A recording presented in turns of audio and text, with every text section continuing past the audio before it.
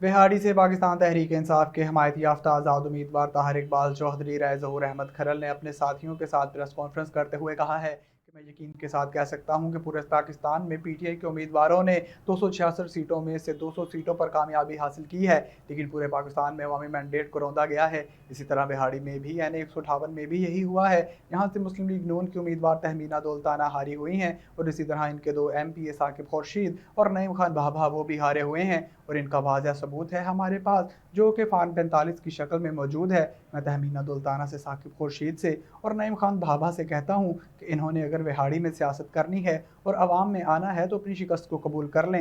ہم اور عوام کسی بھی قیمت پر اس دھاندلی کو قبول نہیں کریں گے۔